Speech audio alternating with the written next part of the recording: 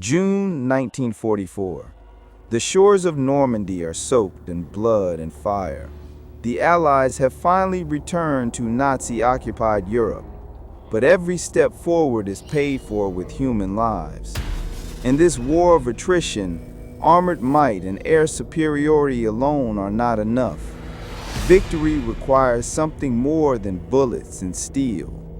Behind the front lines, in the shadows, a new kind of war was taking shape. A war whose weapons were not cannons or rifles, but rubber, sound, and imagination. The idea of deception on a grand scale was not new. 2 years earlier, in the scorching deserts of North Africa, it was the British who had mastered the art of illusion. In Operation Bertram, just before the decisive Battle of El Alamein, they misled Field Marshal Rommel's army using wooden tanks, disguised trucks, and fake water pipelines. They created a phantom army in the south to hide the main attack from the north.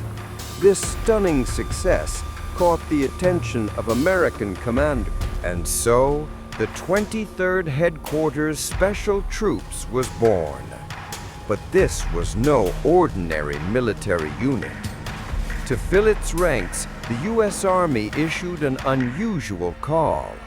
Instead of seasoned soldiers, they sought out art students from the Pratt Institute, creative designers from Madison Avenue, sound engineers from radio studios, and stage actors from Broadway. Men like Bill Blass, who would later become a legendary fashion designer, and Ellsworth Kelly, who would become one of the 20th century's greatest painters. These were soldiers more comfortable with a paintbrush and sketchbook. The arsenal of this artistic unit consisted of 4 elements of deception. First, and most famously, visual deception. A fleet of Sherman tanks, Willys jeeps, heavy artillery, and even airplanes, all made of rubber and inflated with air. Second, sonic deception. Sound engineers recorded the noises of moving armored and infantry divisions onto phonograph records, then blasted them across the front lines with giant speakers whose sound could be heard up to 15 miles away. Third, radio deception. Morse code operators ran phony radio networks, sending fake-coded messages to mislead German intelligence. And finally, special effects. Soldiers who would don the uniforms of other units, visit Summer 1944, France. The Ghost Army's first major test arrived. As General Patton's Third Army raced east toward the heart of Germany, a stubborn German garrison remained holed up in the port city of Brest. The Ghost Army was tasked with creating the illusion that a massive American force was laying siege to the city. By displaying inflatable tanks and broadcasting troop sounds, they pinned down thousands of German soldiers in Brest for weeks. September 1944, Luxembourg. The U.S. Army had overstretched its front line, creating a dangerously thin 7-mile gap near the Moselle River, held by only a small company. High Command called in the 23rd. The 1,100 artist soldiers were tasked with filling the shoes of a full 15,000-man division. At night, they moved inflatable tanks. By day, they drove empty trucks in loops to create dust, and around the clock, they broadcast the sounds of an armored division. For a week, they successfully deceived the enemy.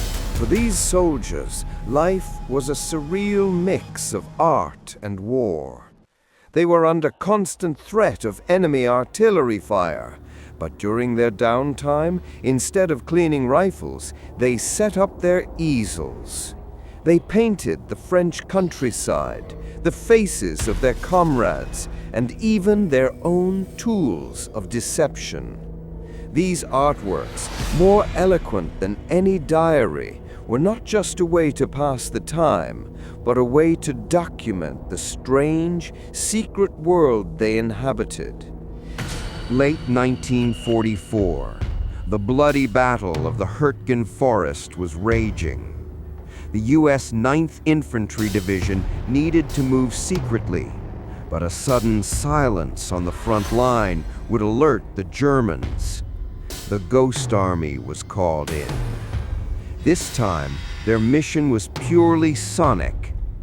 As the 9th Division quietly pulled back, the Ghost Army's sound team took their place, broadcasting the meticulously recreated sounds of a division's daily activity, including the sounds of engineering crews building bridges, convincing the Germans that not only was the 9th still there. March 1945. The Allies had reached the last natural barrier to the German heartland, the Rhine River. Hitler had called it the Sacred Front Line and deployed his best remaining forces to defend it.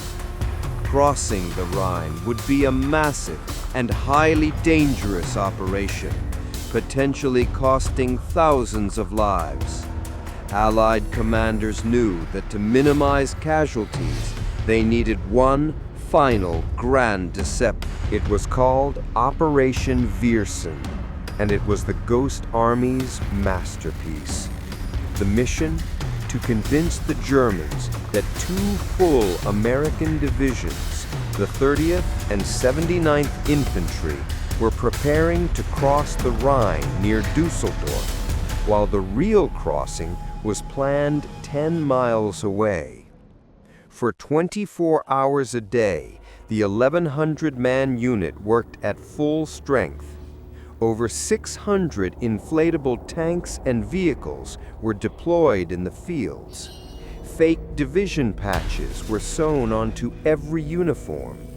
Phony radio traffic was broadcast non-stop, and at night, speakers blasted the sounds of pump. The Germans swallowed the bait completely. Allied radio intercepts confirmed that the Wehrmacht High Command had identified the true buildup in the Viersen area as the main threat. Declassified documents show that German generals redirected two of their best artillery divisions directly toward the Ghost Army to counter the Phantom invasion. On the night of March 24, 1945, while German artillery rained down on the Ghost Army's imaginary positions, the real 9th Army crossed the Rhine 10 miles away against far lighter resistance than expected. The deception was so successful that casualties on the first day of the operation were dramatically low. General William Simpson, commander of the 9th Army, later estimated that the deception had saved between 10,000 and 30,000 Americans. With Germany's surrender, the war in Europe was over. The 23rd Headquarters Special Troops was disbanded, but their story was just beginning to be hidden. The U.S. government classified all of the unit's records, photos, and reports as top secret.